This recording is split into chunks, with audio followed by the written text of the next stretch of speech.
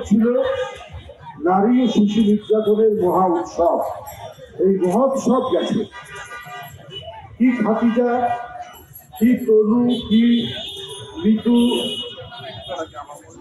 নুসরাত, কত নাম বলবো,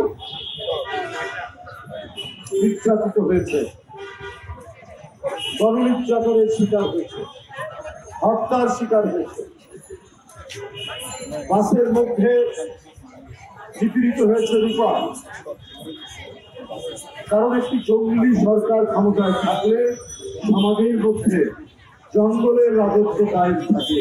শেখ হাসিনা সেই ভয়ঙ্কর আদিম অরণ্যের রাজত্ব কায়েম করেছে।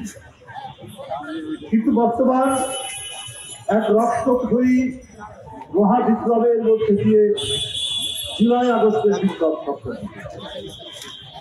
এখন কেন সমাজের মধ্যে অস্থিরতা থাকবে? এখন একটি কথা বেরিয়েছে, আপনারা জানেন, এ ভাই চুপ করেন না আপনারা। মব কালচার, এই মব কালচার তৈরি হলো কেন? আজকে অন্তর্বর্তীকালীন সরকার তো সকল গণতন্ত্রবাদী রাজনৈতিক দলের সমর্থিত সরকার।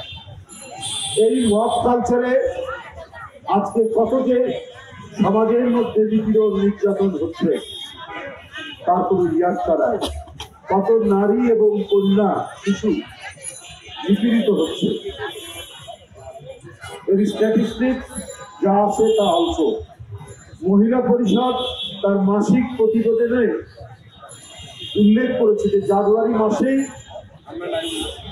কন্যা নির্যাতিত হয়েছেন প্রায় 85 জন, নারী নির্যাতিত হয়েছে 120 জন, এর মধ্যে ধর্ষণের শিকার হয়েছে 67 জন, হত্যাকাণ্ডের শিকার হয়েছে 70 জন।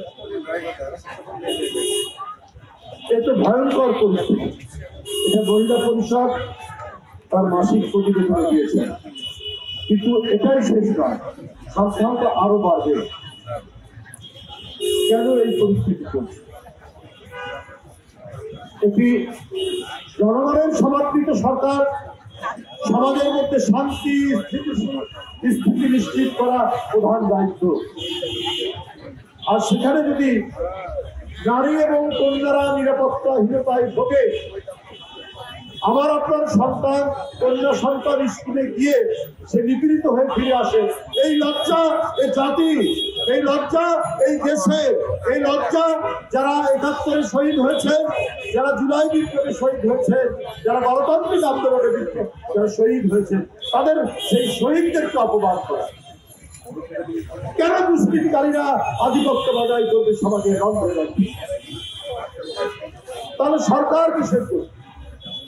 ঢাকা বিশ্ববিদ্যালয়ে একজন সেবাদার, ঢাকা বিশ্ববিদ্যালয়ের একজন স্টাফ রিক্সা থামিয়ে এক মেয়েকে বলছে যে তোমার এই পোশাক পরাতে চাই।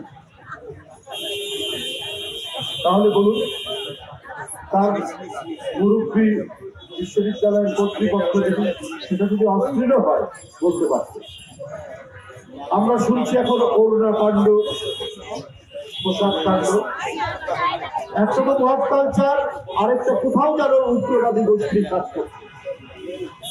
বন্ধুরা, পুরুষ এবং মেয়ে আমরা হলাম মানব সম্প্রদায়।